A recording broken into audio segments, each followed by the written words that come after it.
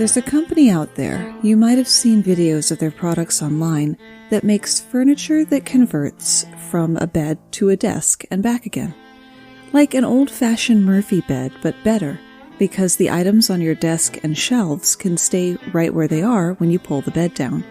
It's sleek, modern, space-aged, and futuristic, and it was first invented by a black woman in the 19th century. My name's Moxie, and this is your Brain on Facts. Right off the top, I want to say that this topic should not have been as difficult to research as it was. The inventions we're talking about are common everyday things that make modern living what it is. You'd think that the inventors would therefore be household names. But they were black. And they were women. So, not a lot was written about them.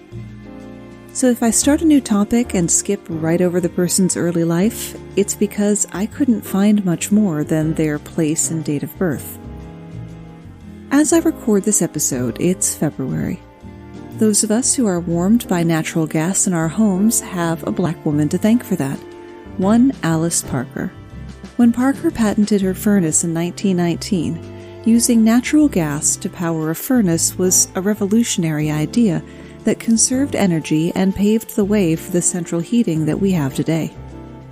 Not a lot is known about Alice Parker's early life. This is a theme you will see repeated throughout the episode.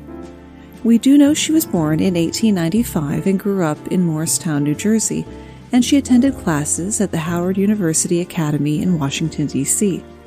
The Academy was a high school connected to Howard University, and in 1910, Parker earned a certificate with honors from the Academy. The concept of central heating had been around from before when Parker was born, but her design was unique because it used natural gas instead of coal or wood for fuel. Her design allowed cool air to be drawn into the furnace, then conveyed through a heat exchanger that delivered warm air through ducts to individual rooms in the house. Natural gas had been used at the time in industrial heating, but apparently no one had thought to make a scaled-down version for the home. Parker's single source of heat, centrally located, devoid of chopping, stacking, and carrying firewood or handling dusty coal, helped to provide central heating to millions of homes and businesses worldwide based on her design. Her invention also had better circulation of heat versus the standard fireplace thanks to the ductwork. To make it even better, Parker's system also allowed for different temperatures in different parts of the house.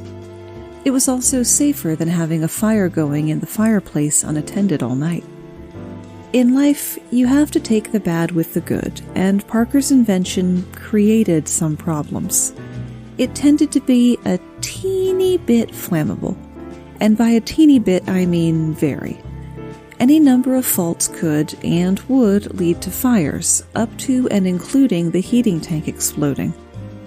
Parker's invention was improved upon by later scientists, such as those in 1935 who created forced convection wall heaters that used a coal furnace, electric fans, and the ductwork.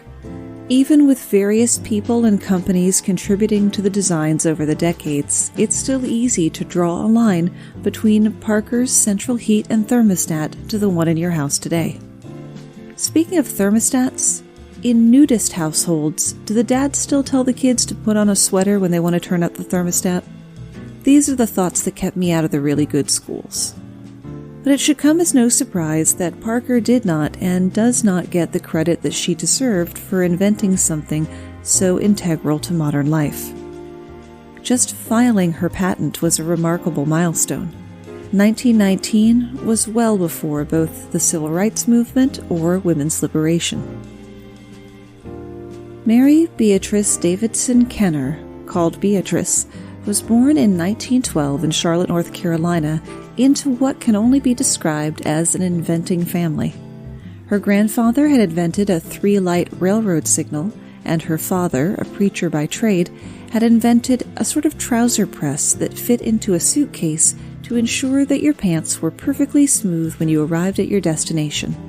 Unfortunately for the family, he turned down a $20,000 offer to buy the rights to the product, deciding instead to make and sell it himself. He would sell a grand total of one. But the bug that had bitten him had also bitten Beatrice and her sister Mildred. Beatrice had trouble sleeping as a child, because every morning the rusty hinge on the front door woke her up as her mother left for work. So she began to devise something that would automatically oil the hinge to keep it quiet. She was 6 years old at the time. While most little girls drew ponies, Beatrice drew new devices. When the family moved to Washington, D.C. when she was 12, Beatrice spent her spare time at the Patent and Trademark Office. She did well in high school and was accepted to Howard University, but had to drop out for want of funding. A career as an inventor wasn't really a possibility. Patents cost money, so she worked what jobs she could to support herself and her passion. Over the course of her life, Beatrice would invent a back scrubber that mounted to the shower wall, an improved toilet paper holder that ensured the end of the roll was always within reach, and a convertible top for the rumble seats that people used to have in cars. But what she's best well known for is the earliest sanitary napkin. Yes, we're talking about menstrual hygiene products. You can handle it. As a society, we're pretty hypocritical when it comes to blood. Wes Craven's entire body of work and the popularity of shows like American Horror Story and Spartacus make it abundantly clear that the general public doesn't have a problem with the sight of blood. Maybe when I'm done recording this, I'll track down the name of the ad man who decided that women should leak windshield washer fluid once a month instead. When World War II came, Beatrice went to work for the federal government and in 1951 married a colleague, James Jabbo Kenner. By then it was the 50s, not a great time to be menstruating. Tampons had been invented in the 30s, but they sold about as well as double beds in the Vatican. They were thin on the ground in the areas where they were even there at all, and using them was considered indecent and unladylike. The typical solution to the week-long risk of bleeding on everything you own was to pin a cloth inside your knickers. That's why it used to be called being on the rag. These were uncomfortable, unreliable, had to be laundered, and could foment bacterial growth. In 1956, having saved aside enough money for the patent application, Beatrice submitted a patent for a device for supporting catamenial pads or sanitary napkins on the body of the wearer in a highly efficient and satisfactory manner. The patent diagram shows a belt that goes around the waist with two straps that clip to either end of a large, pillowy pad. The main advantage was that the pad would stay where it belonged. Beatrice later updated her invention with the addition of a moisture-proof napkin pocket, an attachment to go under the pad that made it less likely to leak through. This device solved a real problem, and companies were interested. Until they found out she was black. One day I was contacted by a company that expressed an interest in marketing my ideas. I was so jubilant, she said. I saw houses, cars, everything about to come my way. A representative from the company drove to her house in Washington to meet her. Sorry to say, when they found out I was black, their interest dropped. The representative went back to New York and informed me the company was no longer interested. While women everywhere were enjoying the added freedom and peace of mind of the sanitary belt, at least until the stick-on pad was invented in the 70s, Beatrice saw not one dime. But she did hold the most patents of any black woman inventor ever for a time, at 5. Her sister Mildred, who was struck with multiple sclerosis at a young age, was the inspiration for one of Beatrice's inventions, a tray and pockets that attached to Mildred's walker. Keeping up the family tradition, Mildred also invented, in her case, a children's board game that explored family genealogy called Family Treedition, which is cute as hell. Several editions would be made, including one in Braille. Neither sister aimed to get rich with their inventions, which was just as well, but they did produce creations with the intention of improving the quality of life of people around them, and I'd like to say that they succeeded. Speaking of improving the quality of one's life, Thanks to everyone who boosted our social media signal with Facebook shares and Twitter retweets, like Eric, Richard, Nelson, The Most Stable Genius, Whale Tales, Beauty and Deceased, Your Podcast or Mine, and the podcasts Interrupted Tales, Strange Animals, and Odd Dad Out, all of which are worth listening to. How did you do on the clues from last week? The pictures were a gas mask, a refrigerated truck, and donor blood. The answer was, of course, Black inventors, in that case, male. If you're curious why the boys went first and the women had to wait, it was just a matter of which tab I clicked on first. Flip of a coin. Anyway, we did have a winner. The person who correctly guessed what the topic would be was Maria Reyes, who is going to receive some Your Brain on Fact logo stickers. Thanks also to Chrissy Paskey, apologies if I mispronounced your name, who recommended the show on Facebook, saying, "Got tired of listening to music on my commute and found this podcast. Absolutely love it and sharing random facts I learn here with coworkers and friends." Thank you, Chrissy, and thank you for sharing the facts around. Because telling other people about a podcast you enjoy, even if you only tell one other person, is still the best way to help your favorite show out. And if you enjoy exchanging bonus facts, head on over to facebook.com/groups/Brainiac Breakroom, where you can post interesting tidbits that you find and where I put stuff that I find that doesn't fit with that week's topic. Don't picture Black female inventors as relics of the early 20th century. Women like Shirley Jackson are innovating even today. She is, among other things, the first African-American woman to earn a doctorate from MIT in any academic subject. Jackson was born in Washington, D.C. to parents who put a lot of stock by education and encouraged her interest in science. At Roosevelt Senior High School, Jackson attended accelerated programs in both math and science and graduated as the valedictorian in 1964. When she began classes at MIT, she was one of fewer than 20 Black students and the only one studying theoretical physics. With her Bachelor's of Science degree in hand, Jackson began postdoctoral research into subatomic particles and conducted research at a number of physics laboratories both in the U.S. and in Europe. She would be only the second Black woman in America to earn a doctorate in physics. Dr. Jackson joined the Theoretical Physics Research Department at AT&T Bell Labs. I, for one, did not know that Bell Labs had a Theoretical Physics Research Department. Learn something new every day. In 1978, Dr. Jackson became part of the Scattering and Low Energy Physics Research Department, of which I understand nothing, moved to the Solid State and Quantum Physics Research Department, and completed a fellowship at CERN, the European Organization for Nuclear Research. You know, the place with the super collider that could create a black hole and alter the fabric of our existence. Or so people say. All I'm saying is, things have gotten weird since they turned it on. Now all that is well and good, but what has she done for me, you ask?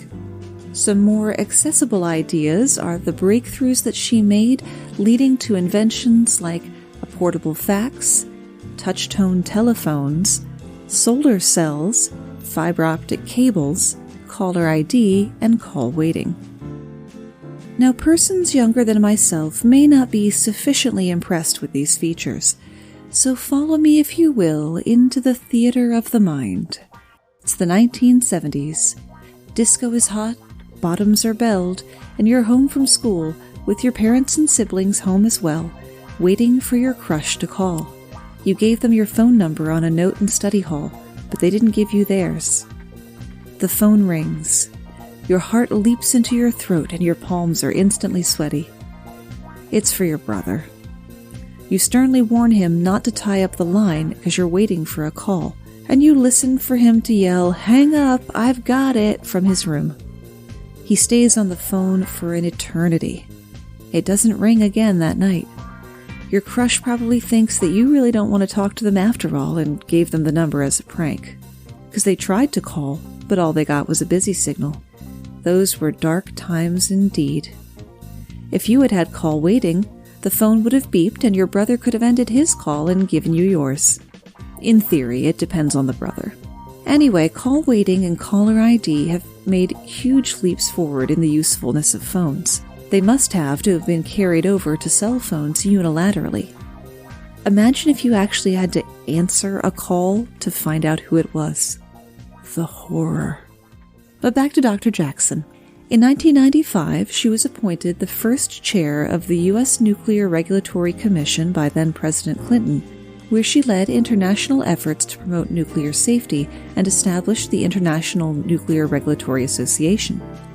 Since none of us have died in a nuclear winter, I'm marking that one as another win for Dr. Jackson. She was also the first Black woman elected to the National Academy of Engineering, president of the Association for the Advancement of Science, on the President's Council of Advisors on Science and Technology, has received 53 honorary doctorates, and since 1999 has served as the president of Rensselaer Polytechnic Institute, making her the highest paid president of a private college. To say that she is a pioneer doesn't go far enough. Speaking of things going far, your support over at patreon.com/yourbrainonfacts is about to go farther. It is special offer time again. Now through Leap Day, February 29th, everyone who signs up at patreon.com/yourbrainonfacts, regardless of their tier, or upgrades their current membership, gets a Cards Against Humanity style expansion pack with white and black cards made up of facts that are too hot for TV, as it were, things that are too blue to include in the podcast. I'm also going to be changing the amounts of the tier, but I ran into a little snag, bit of a hiccup.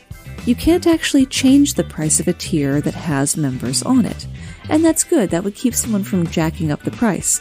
It also prevents me from lowering it. So I need to create a $4 tier, move everyone over to it, and delete the $5 tier. Same thing with $8 tier versus $10 tier.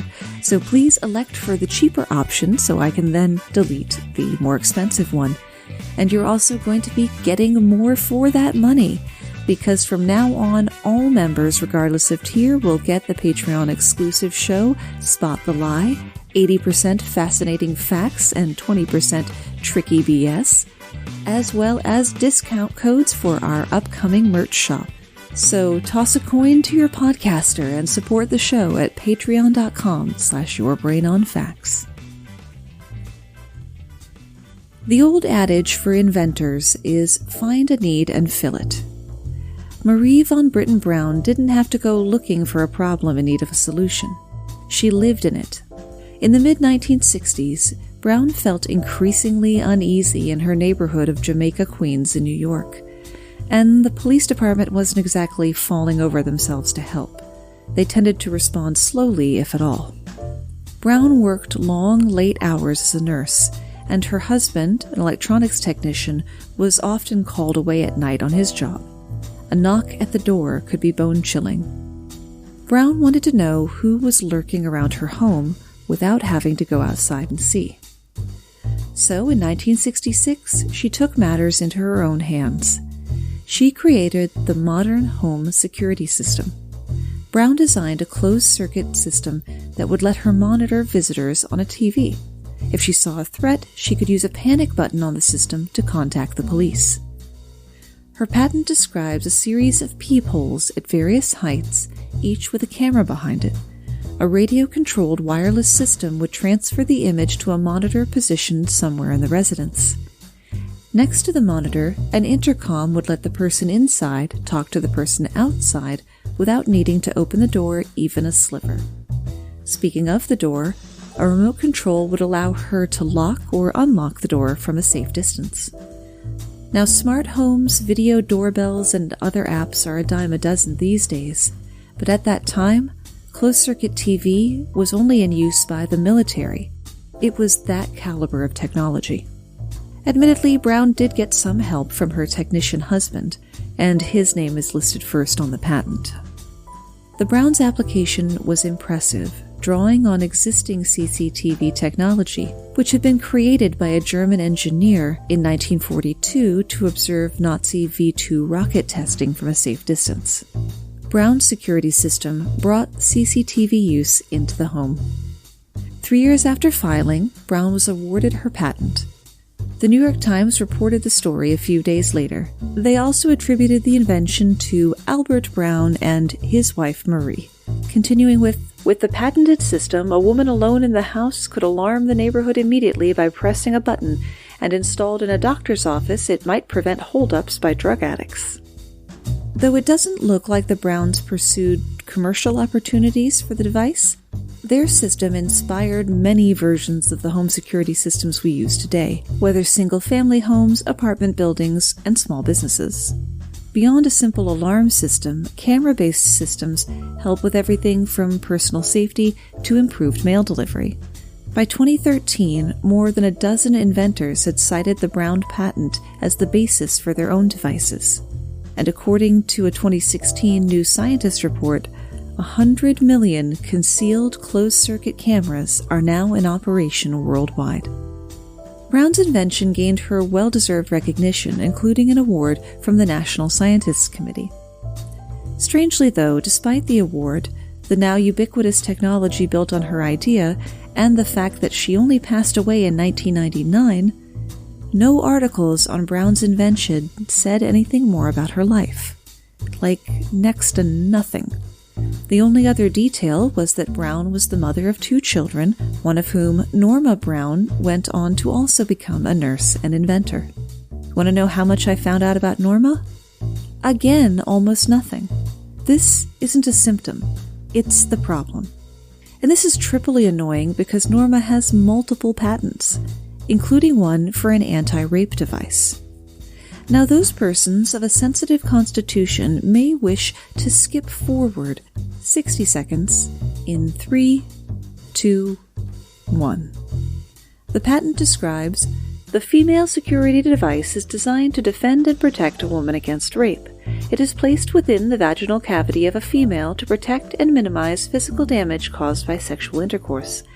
The device is able to retrieve evidence of rape and provide evidence for identifying a perpetrator. This is done by using a needle to obtain a penile tissue sample and to cause penile tissue irritation, and by obtaining a semen sample. It also has pressure-sensitive sensors that are connected to a microcomputer activated by vaginal muscle contraction indicative of penile penetration. Optionally, this sensor may be hooked up to an auditory recorder to record all sounds occurring during sexual intercourse. I will now play soothing music to fill out 60 seconds.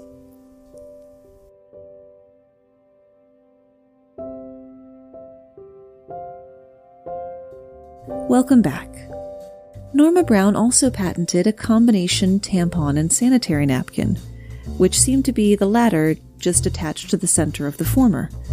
A device that could alert rescuers to your position and your body temperature if you've been buried by an avalanche. A disposable adhesive beverage cover to keep stuff out of your drink. A device to add to your bra to deal with underboob sweat. This we need. A ladder with storage compartments, a safety walker for babies, sensors for shoes that monitor the condition of the feet for people with neuropathy, a Christmas tree stand that could put out a fire, and something called interactive furniture for dieters. And that's where we run out of ideas, at least for today. If you have a small apartment, but you need both a desk and a bed, Sarah Good had the solution for you. Born into slavery in 1855, Good was freed at the end of the Civil War, married a carpenter, and had 6 children, of whom 3 survived to adulthood. Most of their customers were working-class people in tiny apartments. Good invented a folding cabinet bed that looked and functioned like a roll-top desk and had built-in storage space. When Good received her patent for the bed in 1885, she was the first Black American woman to do so. Remember, you can always find the script for the episode as well as the research sources at yourbrainonfacts.com. Thanks for spending part of your day with me.